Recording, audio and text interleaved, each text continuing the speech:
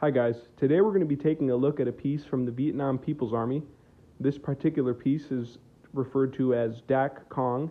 I'm sorry for butchering that pronunciation. I have no idea how to pronounce it and I couldn't find any information how to pronounce it online.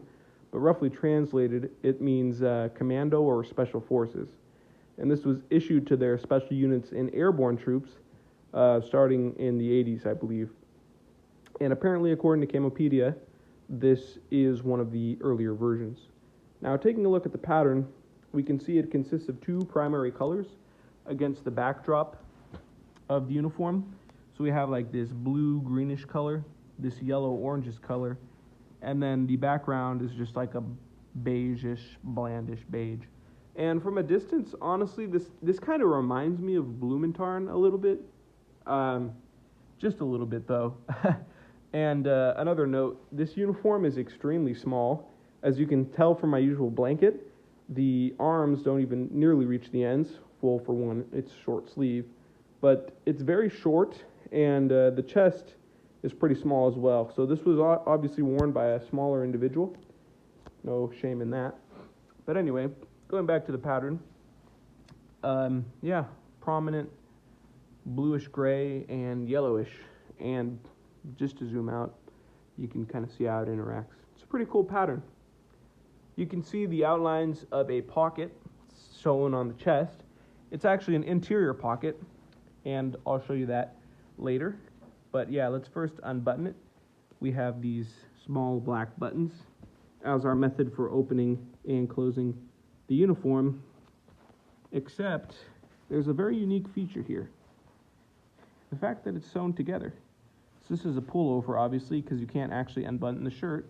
I mean, you can make it looser, but you can't actually take it apart. It's literally sewn right here. That's pretty crazy. Yeah, so unbutton this.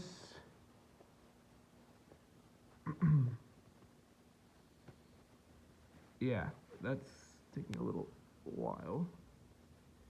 Bear with me. Anyway, I'm not going to be able to undo that with one hand, apparently.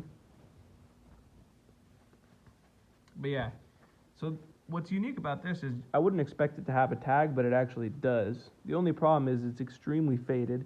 You can tell that there was some sort of ink here in the past, and you can still kind of see the outlines, but I have no idea exactly what it says. It's just too far gone.